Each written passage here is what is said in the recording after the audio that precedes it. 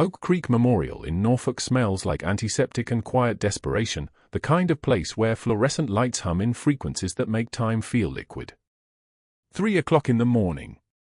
The ICU ward stretches down a corridor that never quite empties, never quite fills, where the monitors sing their electronic hymn and the ventilators wheeze like tired giants. Natalie Hayes moves through it all with the kind of efficiency that comes from muscle memory, hand steady as a surgical laser, shoulders loose, her blue scrubs catching the pale overhead light as she passes room for 12. She doesn't stop. She pauses, half a breath, no more, but her eyes flick toward the window. New admission. 20 minutes ago. The orderlies had moved fast, urgent without panic, the way they do when someone important comes through the doors. Someone high-ranking. Someone with the kind of injuries that don't leave room for mistakes. She keeps walking. The crash cart needs restocking in Bay 3. And 4 line on the patient in 418 is running slow. There's a chart waiting at the nurse's station that needs another entry, another careful notation in that meticulous handwriting that has become her armor, her invisibility. Natalie Hayes is the nurse nobody notices. The one who stays late without complaining. The one who flags inconsistencies in charting without drawing attention to herself. The one who does her job so thoroughly, so precisely, that she becomes part of the infrastructure, as essential and overlooked as the pipes running through the walls. Her scrubs are perfectly pressed. Her badge displays her name, title, and a photograph taken 2 years ago when she still practiced smiling for official documentation. Her stethoscope hangs around her neck like a priest's collar, a symbol of the role she's chosen, the identity she's buried herself into like a soldier taking cover in a trench. The scar that runs from her left shoulder to her collarbone, barely visible in low light, invisible under scrubs, is the only evidence of anything that came before Oak Creek Memorial. Behind the locked door of locker 47 in the staff break room, beneath her backup shoes and the extra scrub she keeps for the rare shift that runs long, sit a pair of combat boots. They're battered. The sand is ingrained in the laces, impossible to fully remove. The left heel has a deep scuff mark from a ricochet, and the right boot still bears a faint rust stain that washing never quite erased. She touches them maybe twice a week, just to confirm they're real, that the past is still contained, still locked away. 5 years. That's how long she's been at Oak Creek. 5 years of night shifts and careful anonymity. 5 years of watching other nurses build friendships, attend birthday lunches, exchange phone numbers for coffee dates after their shifts end. Natalie doesn't attend those lunches. She sits in her car with the radio off, eating a sandwich she packed at home, reading medical journals on her phone until her shift starts again. The Pentagon was very clear about the terms: she stays invisible. She rebuilds a civilian life. She never surfaces. The woman who called in airstrikes on her own position in Helmand Province, the senior chief who carried a wounded colonel 3 miles through enemy territory under fire, that woman ceases to exist. The password was buried in a vault marked eyes only. Room 412's patient arrived by standard ambulance, not by helicopter, which means the injury came through civilian channels. Car accident, maybe. Maybe something worse. The trauma team brought him through the ER at 02 for 7 hours, which means he's been upstairs for less than an hour, still probably unconscious under sedation, his body still running on adrenaline and synthetic compounds designed to keep him from screaming. Natalie restrains the crash cart's defibrillator, confirming the charge pads are fresh, the battery status locked in green. The EKG leads coil like snakes in their drawer. She catalogues the 14-gauge angiocath needles, the medications lined up in their precise rows. Her hands move through the routine without conscious direction, muscle memory from another life, from a place where she learned that being thorough meant people survived, meant there was one less hole in the body count at the end of the day. You're the organized one. The voice comes from behind her. Natalie doesn't turn. She already knows who it is. She heard his shoes on the tile floor before he spoke, leather soles, expensive, the kind that click instead of shuffle. Dr. Lawrence Sterling. The cardiac specialist who took the corner office on the 4th floor last November, who always arrives for morning rounds with a coffee that costs more than she makes per hour, who has the kind of smile that doesn't reach his eyes. Just trying to stay ahead, she says, still counting gauze packages. Her voice is quiet. Practiced. It has spent 5 years learning how to take up as little space as possible. Sterling moves beside her, studying the crash cart with the casual interest of someone examining someone else's filing system. Your charting is remarkable, he says. I was reviewing the logs last night. Noticed you flag every supply discrepancy, every medication entry that doesn't align perfectly with the billing codes. Very thorough. Natalie slides a drawer shut. The click is soft, precise. It's protocol. It's more than protocol, Sterling says.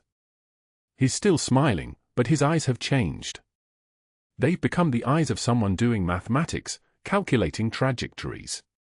You caught 3 billing inconsistencies in the past 6 weeks alone. Supply requisitions that don't match inventory. Phantom procedures coded to patient accounts that they never actually received. She turns to face him now, hands empty, posture open, the absolute picture of professional cooperation. Her face shows nothing. This is a skill that saved her life in a concrete compound in Sanjin Valley when someone was screaming in her face, when the difference between control and panic was exactly the width of one measured breath. Those are documentation errors, she says. I just flagged them. Yes. Sterling's smile widens. You do. Very consistently. Very publicly. Your supervisor gets a copy. I assume it's all saved in the system. The fluorescent lights buzz above them. Somewhere down the corridor, a ventilator wheezes its mechanical rhythm. A monitor beeps once, twice, then settles back into its normal electronic murmur. It's standard charting practice, Natalie says. Sterling's hand moves along the edge of the crash cart, not quite touching it. The thing about being organized, Natalie, is that you start to see patterns. And I've been seeing a pattern. Every supply order that gets flagged by you, every inconsistency you document, it gets routed to administration. And administration has started asking questions. Real questions. With auditors' names attached. She doesn't respond. She's learned that silence is a tool. Silence lets other people fill the space. Silence keeps your weapons concealed. I'm sure it's nothing personal, Sterling continues. You're just being thorough. Following protocol. Very commendable, really. The kind of thing that builds a sterling, pun intended, reputation. He finally looks directly at her, and his eyes are calculating now, stripped of the smile. Unless it makes someone else's reputation look less than sterling. Then it becomes a problem that needs solving. He turns and walks away before she can respond, his leather soles clicking against the tile floor, the sound of his footsteps carrying back down the corridor toward the stairwell. Natalie stands motionless beside the crash cart for exactly 7 seconds. Then she turns back to the supplies and continues her count, her hands moving with the steady precision of someone trained to function while everything around them was burning. But that wasn't the worst part. The next admission came at 0514 hours, just as the night shift was bleeding into morning. The paramedics called ahead, multi-trauma, severe bilateral lower extremity injuries, shock status, priority hospital notification. Natalie was pulling lab reports when she heard the description, colonel-level officer, Delta Force, medevaced from a private training facility after a breech equipment failure. She didn't react when they brought him through the ICU doors. She was 4 feet away, documenting fluid intake on the patient in 415, her eyes locked on the clipboard, her body language absolutely neutral. But her hand stilled for exactly 1 second as the trauma team rushed past, as the stretcher wheel squeaked against the tile, as she heard the attending physician's voice calling out his vitals, his status, his room assignment. Room for 12. She didn't allow her eyes to follow the stretcher. She finished writing the notation on the chart. She closed the folder. She moved on to the next patient, the next task, the next moment of her carefully constructed civilian life. But her peripheral vision had caught one image, his left forearm, visible as the medics transferred him to the hospital bed, the skin marked with a tattoo in blocky letters. Hayes. 3 years ago, in Helmand Province, she'd carried him 3 miles through territory where every shadow held a weapon. He'd been bleeding from the stumps where his legs used to be, conscious enough to scream, and she'd given him morphine and pressure dressings and the sound of her voice counting distance. 1/2 mile. You're breathing. Keep breathing. The bird is coming. She didn't remember telling him her name. She didn't remember anything except the weight, the heat, the constant chatter of Taliban fighters behind them, the rotor wash of the UH-60 Black Hawk as it descended through the mortar fire. She'd gotten him aboard. She'd gotten aboard herself, 2 seconds before a round punched through the fuselage where her head had been. Now he lay unconscious in room for 12, his injuries different but his presence catastrophically the same. A ghost from a world that was supposed to stay buried. Dr. Sterling appeared in the ICU exactly 23 minutes after the colonel's admission, which was earlier than his normal rounds. He reviewed the chart with quick, practiced movements, then stood beside the hospital bed, his face settling into an expression of practiced sympathy that never touched his eyes. When the colonel finally opened his eyes 8 hours later, Sterling was the first physician he saw. Sterling became his primary care physician. The assignment was official, documented, entered into the system before Natalie even realized the decision had been made. The cardiologist with the expensive watch and the calculating smile now controlled everything related to the patient's medications, his treatment protocols, his pain management. Natalie continued her shifts. She moved through the ICU with the same invisible efficiency. She charted carefully, flagged nothing, said nothing, and avoided room for 12 whenever another nurse was present to cover the rounds. What she didn't know, what none of them knew yet, was that Dr. Sterling had recognized a name on the tattoo. And recognizing that name meant recognizing a threat. Not because of what that name represented, but because a person willing to document discrepancies that precisely was exactly the kind of person who would also survive a world that tried to erase her. Sterling had already begun making calls. Afternoon round started like every other Wednesday in the cardiac ward, fluorescent lights buzzing their mechanical hymn above room for 12. Natalie pushed the medication cart with one hand, her other holding the colonel's chart, the file she wasn't supposed to be reviewing anymore, the orders she wasn't supposed to question. But the morphine dosage caught her either way a tripwire catches a boot. 4 milligrams. Every 4 hours. For a patient with a respiratory history that made each breath sound like wind through a canyon. The colonel lay propped at 30 degrees, his massive frame swallowed by hospital bedding, the Delta Force tattoo on his left forearm visible above the fall line. His wife sat rigid in the visitor's chair, 2 teenage sons standing behind her like sentries. The wife had been crying, the tissue pile on the bedside table told that story without words. Dr. Sterling rounded at 2:33 p.m., moving through the doorway with the confidence of a man who'd never been told no by anyone who mattered. His Rolex caught the light. His tie cost more than Natalie's weekly grocery budget. She waited until he checked the vitals, until he turned to leave. Then she spoke quietly, voice level as a surgical blade, "Doctor, this dosage. It's 4 times the recommended maximum for patients with his respiratory baseline. His oxygen saturation's already trending toward 85%. Sterling stopped. Turned. His smile appeared like a knife unfolding. "Nurse Nightingale," he said, and Natalie heard the danger in the way he drew out each syllable. "Are you second-guessing my 20 years of experience with your 2-year nursing degree from some online program?" The wife's tears stopped. She stared at Natalie as if watching a person step in front of a moving car. Sterling continued, his voice dripping condescension like honey over broken glass. "Perhaps you should stick to emptying bedpans and let the actual medical professionals handle complex pharmaceutical decisions. You're out of your depth here." He looked at the colonel's sons, establishing complicity. Both boys straightened their shoulders, suddenly uncertain whether to trust the woman asking about their father's medication or the authority figure in the white coat. Natalie took one measured breath. She'd taken similar breaths in Helmand Province, when mortars were falling 300 meters out and she was calculating blood loss ratios while moving a wounded officer toward extraction. This was different. This was sharper. This was in front of family. A single tear escaped her left eye, and not from shame, not from hurt, but from the sheer effort of not responding to his tone the way her training had taught her to respond to threats. She wiped it away without breaking eye contact. "I'll document your decision in the patient record, doctor," she said quietly. "With the timestamp." His jaw clenched. He hadn't expected calm.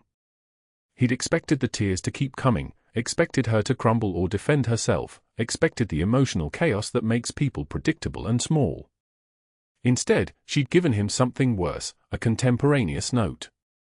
A paper trail. Evidence. "See that you do," he said, and his voice had changed, tighter now, controlled. "And stay focused on your actual responsibilities." He left the room. The wife looked at Natalie with an expression somewhere between gratitude and pity. Natalie checked the fall line, adjusted the oxygen nasal cannula, and spoke softly to the colonel. "You're going to be fine, sir. I'll be monitoring you closely." The colonel's eyes were already half closed, the morphine pulling him under. For just a moment, he stared at her face, really looked at her, and something flickered in his expression. Recognition, maybe. Or just the ghost of a memory his medication had already stolen. Then he blinked, and she was gone. The break room was always coldest at 1 p.m., when the afternoon shift was gathering momentum and the morning crew was winding down. Natalie pushed through the door with her brown paper bag, the sandwich she'd made that morning still wrapped in foil. The room was full, 6 nurses, 2 techs, the unit coordinator. Conversations hummed like an engine at idle. She walked to the corner table, the one that was usually empty. She sat down, unwrapped her sandwich. One nurse glanced at her, then looked away. Another remembered she needed to check on a patient down the hall. Something urgent. She left mid-conversation.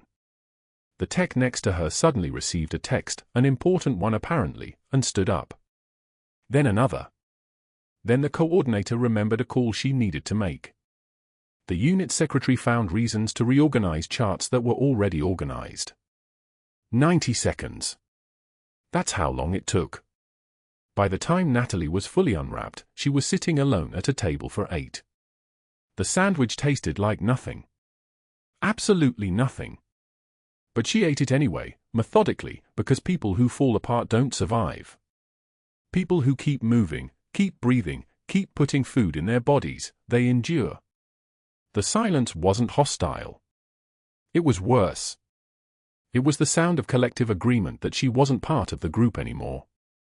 At 3:15 p.m., as the day shift gathered for the handoff meeting, Sterling taped something to the unit bulletin board. Not a memo. Not an announcement. Something official. Something on hospital letterhead. Within 5 minutes, half the staff had found reasons to pass by it. Some lingered. Some looked away quickly. All of them read it. Written warning. Employee, Natalie Hayes, RN. Date, today. Violations, insubordination in patient care settings. Questioning physician orders in the presence of patient family members. Creating a hostile environment. Undermining institutional hierarchy.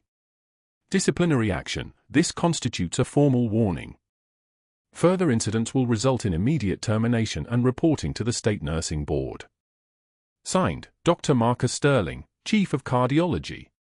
Natalie read it standing perfectly still, her badge clipped to her scrub pocket, her hands folded in front of her.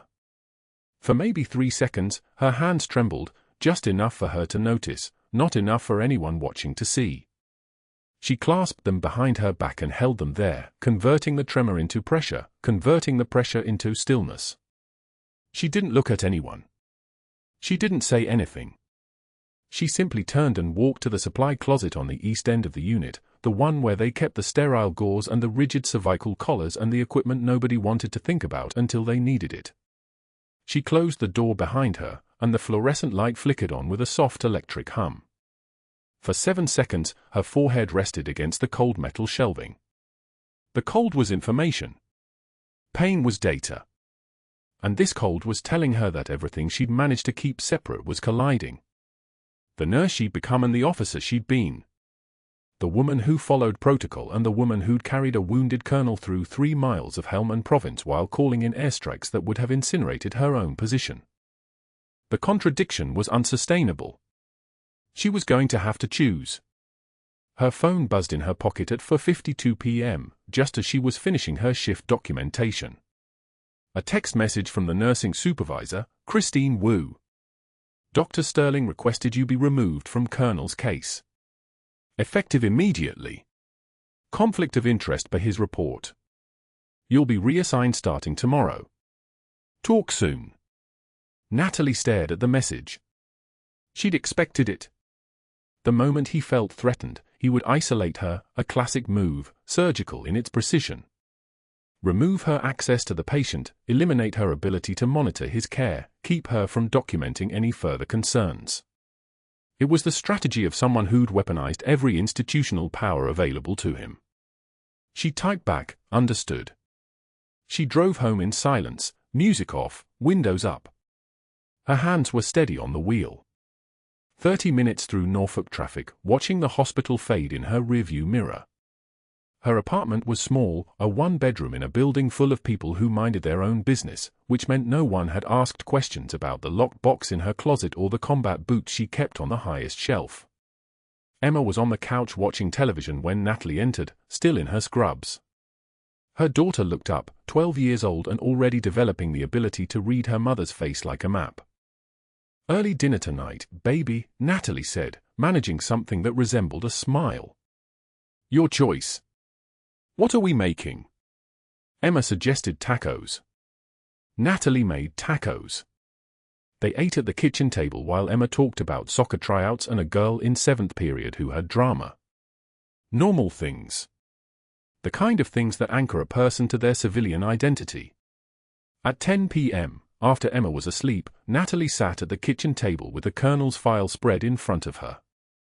His chart. His medication orders. His billing codes. She'd memorized the numbers already, the dosages, the frequencies, the dollar amounts. But seeing them written out, cross-referenced against the hospital's standard protocols, made the pattern impossible to ignore. Phantom procedures. Charges for interventions that hadn't been performed. Morphine dosages that justified extended ICU stays and higher reimbursement rates. The colonel was uninsured beyond basic VA coverage, which meant Sterling couldn't make money keeping him alive, but he could make money keeping him sedated, billing for treatments that looked appropriate on paper. It was elegant. It was criminal. It was the kind of thing that would require evidence and documentation and a person willing to testify against the hospital's chief of cardiology. It was the kind of thing that would destroy a classified identity if that person stepped forward. Her personal phone rang at 11:34 p.m. Restricted number. She stared at it for 2 rings before she answered. Senior Chief. A male voice. Calm. Precise. Institutional. This is command. Nobody called her that anymore. Nobody alive except people with access to vaults. The colonel's been asking for someone named Hayes, the voice continued. Morphine's got him confused, talking about Helmand Province, calling out a name. Thought you should know. You need to be careful. Natalie didn't respond. She listened to the silence, the sound of secure line encryption, of miles of fiber optic cable, of a Pentagon that officially didn't know who she was having a conversation with someone who officially didn't exist. Acknowledged, she said finally. The line went dead. She hung up and walked to her bedroom closet. On the highest shelf, behind the winter coat she never wore in Norfolk, sat a pair of combat boots. Desert tan, scuffed leather, laces wrapped around the shaft the way soldiers wrap them so they don't catch on anything. She'd left them behind in Helmand Province when they medevaced her out, when Operation Righteous Sentinel was buried so deep that Senior Chief Petty Officer Hayes ceased to exist outside of classified vaults and Pentagon secure networks. Someone had brought them home anyway. Someone with access. Someone who'd made sure she'd remember. She pulled the boots down. Held them. The leather was still stiff despite a decade of storage. The sole was worn where her weight had settled during 3 miles of high-alert movement, carrying a man whose life had depended on her steady breathing and steady hands.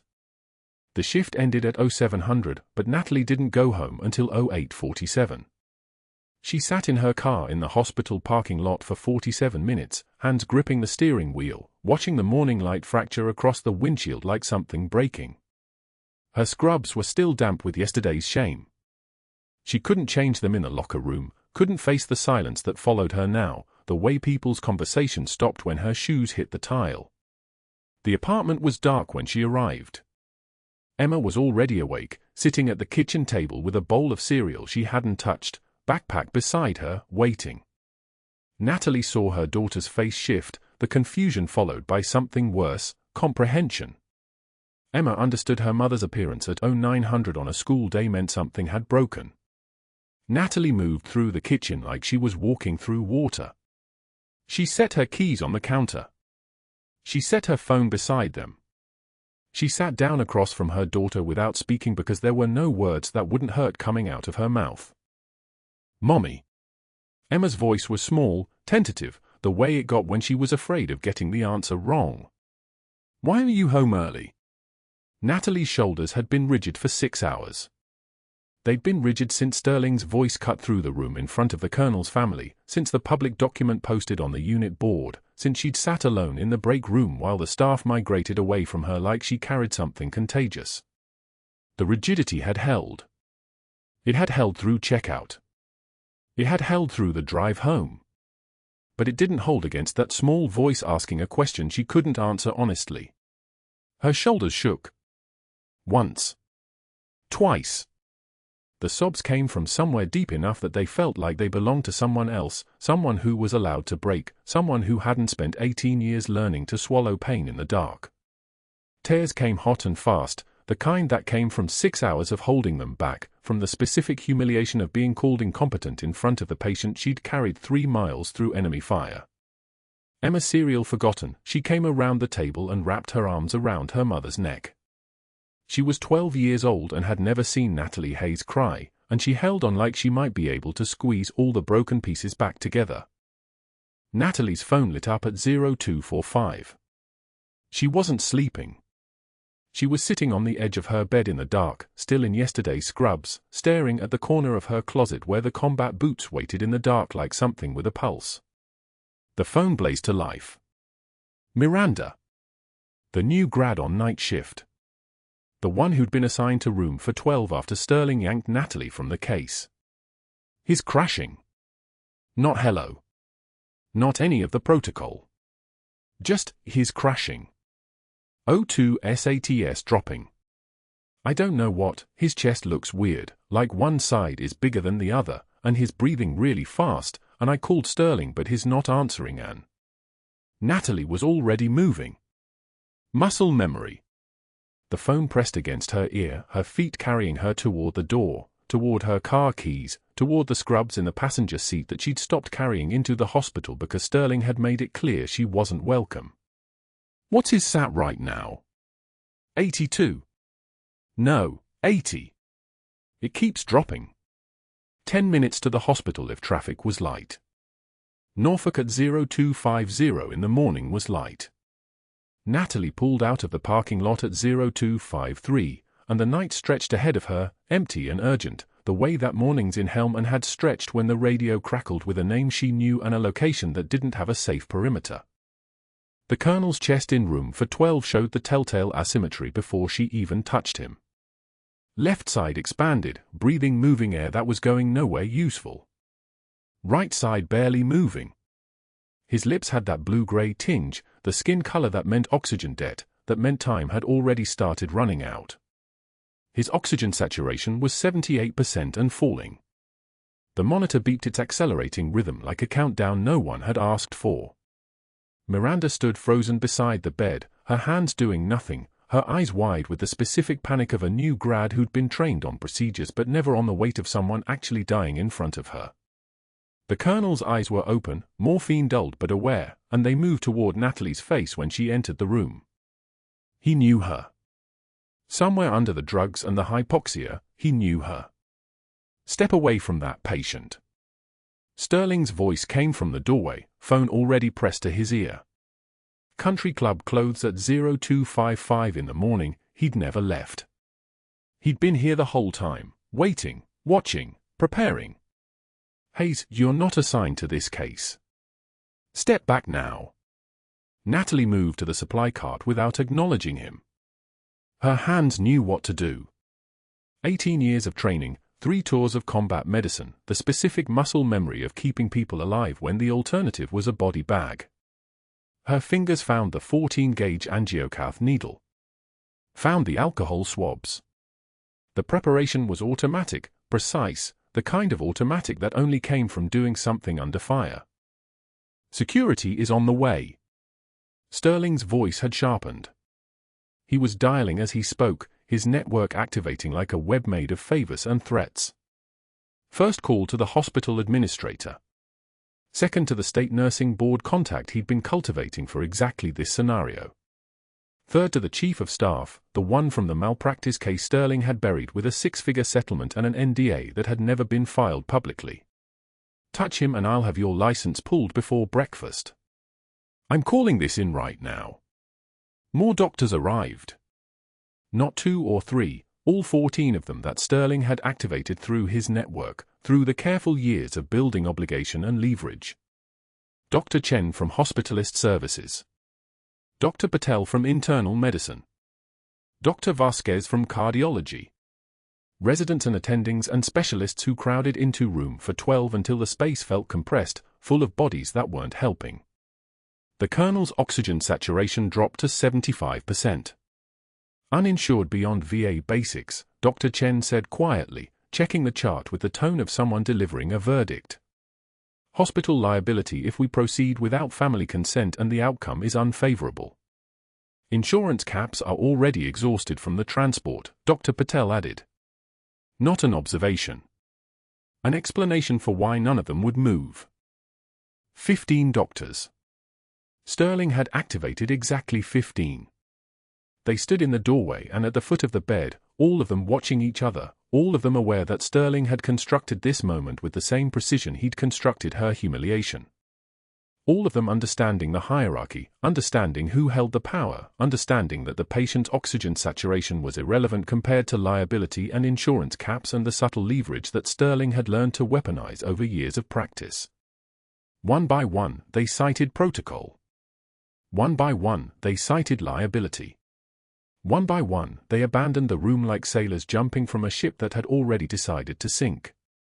The last to leave was Dr. Vasquez, and she paused at the door, her jaw clenched tight, her eyes on Natalie for exactly 2 seconds. A look that said, I know. I'm not helping because I can't. The door closed behind her with a soft hiss, the kind of sound that air made when it was escaping from somewhere it shouldn't.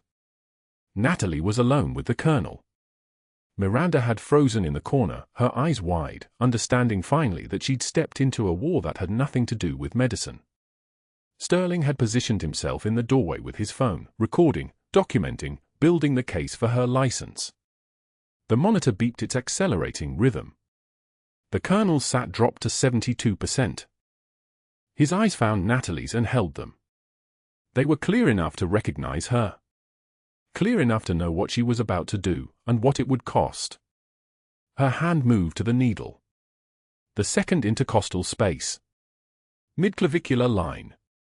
The anatomical landmarks were the same as they'd been in Helmand, the same as they'd been in the desert where the sound of mortars had been the metronome for everything happening in real time. She'd done this before with blood on her hands and rounds coming in and the colonel breathing ragged beside her while she kept him alive long enough to get medevaced. She could do it again. But this time, there were 15 doctors watching from their absence, and Sterling recording her violation, and Miranda frozen in the corner, and the monitor beeping its countdown, and the colonel's eyes on her face. This time, if she moved, everything she'd buried would surface. The pre-dawn drove black and cold, the kind of darkness that doesn't fade gradually but surrenders all at once to the first light. Natalie's hands gripped the steering wheel at 10 and 2, her knuckles white, her breathing the only sound in the car as she crossed the Benjamin Harrison Bridge into Norfolk. The GPS had timed it at 14 minutes from her apartment to Oak Creek Memorial. She'd made it in 9. The hospital parking lot was still mostly empty. A few night shift cars scattered under the sodium lights like animals too tired to run. Her badge, still active, still hers for exactly 96 more seconds, dangled from her scrub pocket. She didn't touch it as she moved through the automatic doors. Muscle memory took over. Right corridor, third elevator bank, second floor, east wing. The fluorescent lights hummed overhead like insects trapped in plastic. She didn't see anyone. The night shift was skeleton crew. Sterling had likely sent them all home early, cleared the decks, made sure no witnesses would be wandering the halls at 0300. Room for 12 was dark except for the monitor glow. The colonel lay supine, his chest doing something it shouldn't be doing, rising on the left, flattening on the right. Tension pneumothorax. Air trapped in the pleural space, pushing against his lung, compressing his heart with every breath. His oxygen saturation read 68. His blood pressure was already dropping. His eyes were closed. He didn't know he was dying. Natalie moved to the supply cart without hesitation. Her hands knew where everything was. She'd done this once before, in the Sanjin Valley, in a compound that smelled like copper and cordite and dust that wouldn't wash out. The colonel had taken a round through the anterior shoulder, collapsed lung, blood pooling somewhere it shouldn't be. She'd found a 14-gauge angiocath needle in a medikit designed for rabbits and mud, inserted it between the second and third ribs, mid-clavicular line, exactly where anatomy said it had to go. The hiss of air escaping had sounded like relief. This time, she had actual equipment. This time, the room wasn't shaking from incoming fire. This time, the colonel's eyes opened and locked onto her face, and she saw the moment recognition flickered, not understanding, not memory, just the animal awareness of a morphine-dulled mind registering a familiar shape. Her fingers found the space between his ribs.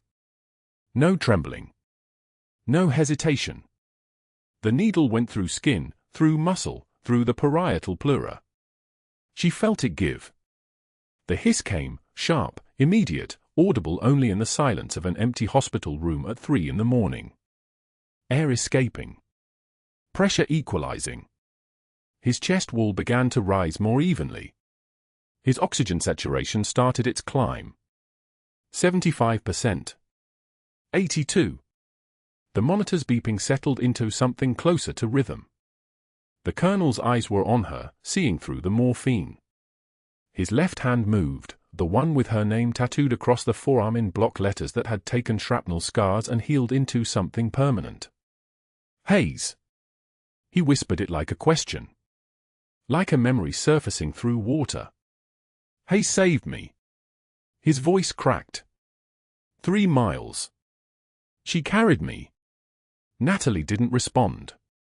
She already had her hand on his wrist, taking his pulse, watching his O2 stabilize. 89. 94. His breathing deepened. His pupils dilated, then contracted. The medication dragging him back under. His eyes closed. His hand relaxed. He was still alive. The clock on the wall read 0317. She changed his dressing, reset the monitor alarm, documented everything in the chart with the kind of precision that didn't leave room for argument. Tension pneumothorax, needle decompression, second intercostal space, midclavicular line, 0306 hours, patient response positive, O2 saturation recovered to 94%. Her signature at the bottom. Senior Chief Petty Officer had written a lot of documentation in a lot of places.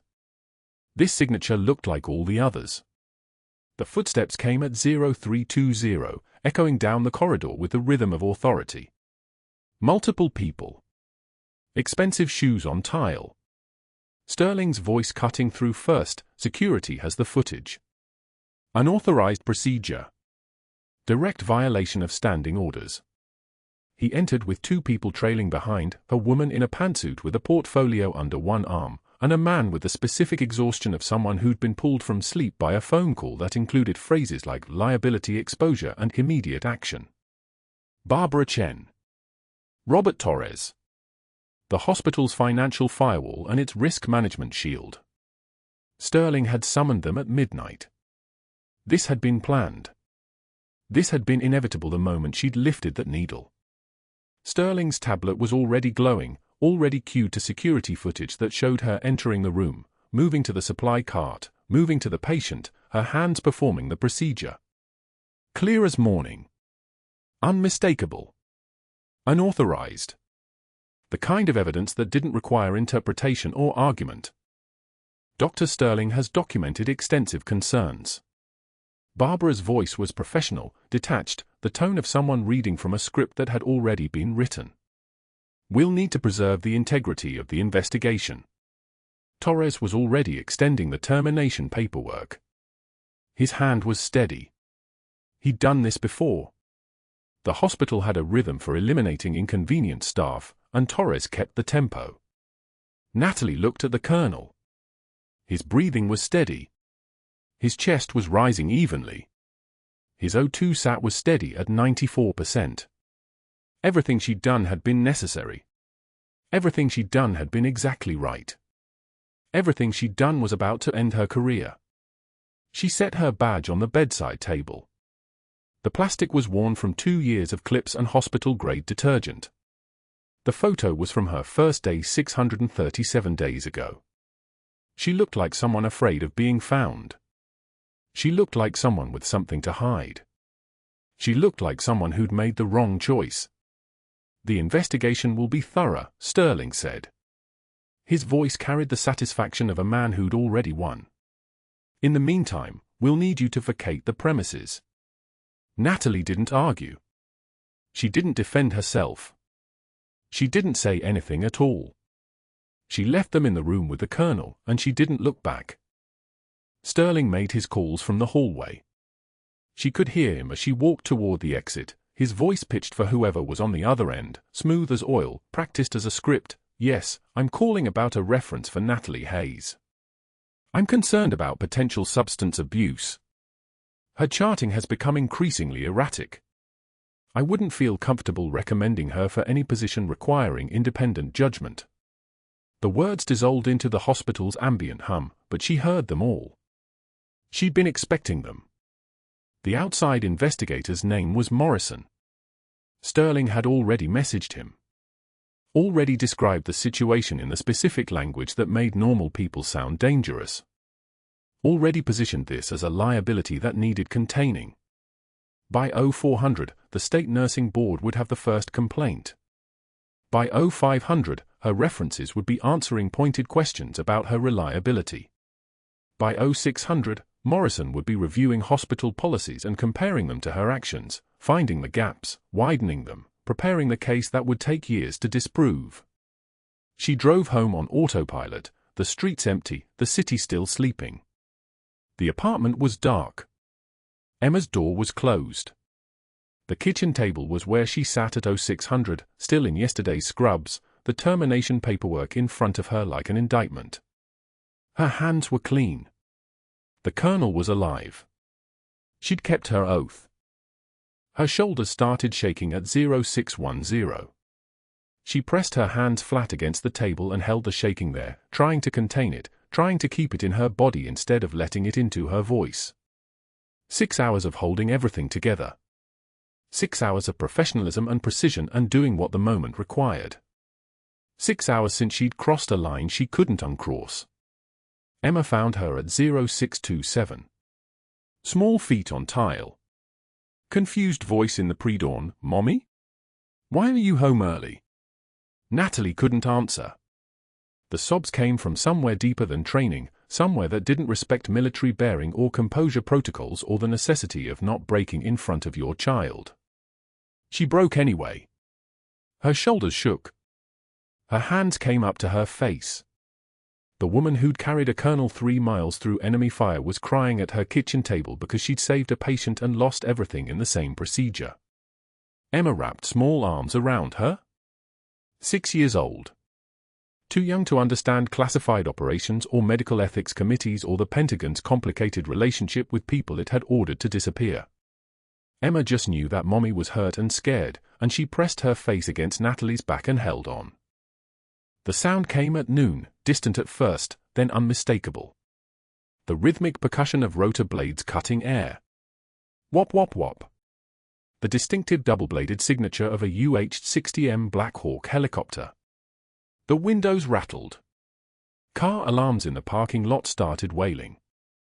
The sound grew louder, closer, filling the sky above Norfolk like something impossible was arriving on schedule. The rotor wash hit the east parking lot at noon like artillery fire, shaking the windows of Oak Creek Memorial so hard the fluorescent lights overhead flickered in protest. The Black Hawk's shadow swept across the asphalt, and car alarms wailed in a chorus of mechanical panic as 8 figures in dress uniforms began descending from the aircraft, their movement synchronized with the precision of men trained to operate in the worst places on Earth. Nobody in the lobby knew what was coming. They heard the sound first, that unmistakable thud of military helicopter rotors, and then they saw them, Delta operators moving through the sliding doors like a knife cutting through silk, their dress greens immaculate, their bearing absolute authority. The lead operator, Commander Rourke, his face weathered like desert stone, moved straight toward the main desk with 7 men flanking him. His voice cut through the hospital chatter, "We're looking for Senior Chief Hayes. Now." The receptionist's fingers froze over her keyboard. Who? Senior Chief Petty Officer Natalie Hayes. She works here. It wasn't a request. It was a command that sounded like it came from someone accustomed to moving mountains with his voice alone. The name hung in the air like a detonation. Natalie was in the break room, staring at a cup of cold coffee she couldn't bring herself to drink, her terminal career rejection letter folded in her scrub pocket, when her phone buzzed with a message from Barbara Chen in administration, "Come to the lobby. Now. Don't ask questions." She didn't move for a full 3 seconds. Her hands, which had held the colonel's wound closed while calling in airstrikes under fire, trembled slightly, not from fear, but from the weight of 18 years of pretending to be someone she wasn't. She stood, smoothed her scrubs, and walked toward the elevator with the same measured pace she'd used 1,000 times before, the pace of a woman who'd learned to hide everything. The elevator doors opened onto the main lobby, and Natalie stopped moving. 8 Delta operators in dress uniforms. Rourke holding a pair of worn boots, the exact boots she'd left behind in Helmand Province when they'd medevaced her and the colonel out under fire, the soles still caked with dust from the Sanjan Valley. The boots looked like they'd been retrieved from a classified vault. Her daughter Emma stood beside them, trembling, her voice small and proud. "My mom is Senior Chief Petty Officer Natalie Hayes." The room went dead silent. Not the kind of silence that comes from surprise, the kind that comes when every person in a hallway suddenly understands they've been standing next to a legend without knowing it. The nurses who'd avoided her in the break room stopped walking. The orderlies froze mid-stride. The hospital administrator, Barbara Chen, emerged from her office with Dr. Patel and Dr. Torres, 2 of the 15 doctors who'd abandoned the colonel's room at 02:45 this morning, and their faces drained of color as the implications crashed into them like a wave. Rourke's eyes found Natalie's across the lobby, and for the first time, she allowed herself to be seen. Not as a nurse. Not as a woman hiding in scrubs. As a soldier. "Senior Chief Hayes," Rourke said, his voice carrying the weight of command. "Welcome home." The hospital administrator stepped forward, her tablet in trembling hands, and began reading aloud. Her voice shook as she pulled up Natalie's official military file, the one that had been classified so deep that only Pentagon insiders knew it existed. "Silver Star. Second Award." The administrator's voice broke. "Silver Star. Second Award." She swallowed hard and continued, each decoration hitting like a hammer blow, for Bronze Stars with Valor. Purple Heart. Navy Cross. The room wasn't just quiet anymore, it was holding its breath. Rourke stepped forward, the combat boot still cradled in his hands, and his voice dropped into the register of absolute truth. This woman carried a wounded colonel 3 miles through enemy territory while calling in airstrikes on her own position. 15 doctors abandoned her patient this morning. 15. He let that number sit in the air like a trial verdict. 1 nurse saved his life. Dr. Sterling was moving toward the exit. Natalie could see him from the corner of her eye, trying to slip toward the side hallway with the quiet desperation of a man realizing his network had just evaporated. but 2 hospital security officers were already moving to intercept him.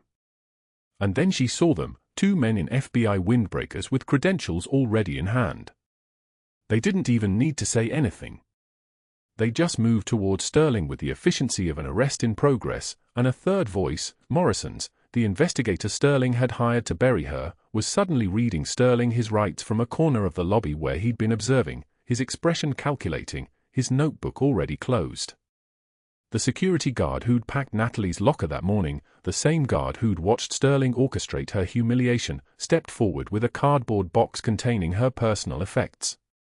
He handed it to Sterling with a smile so cold it could have frozen the hospital's blood bank solid. "I believe you know the way out, Doctor."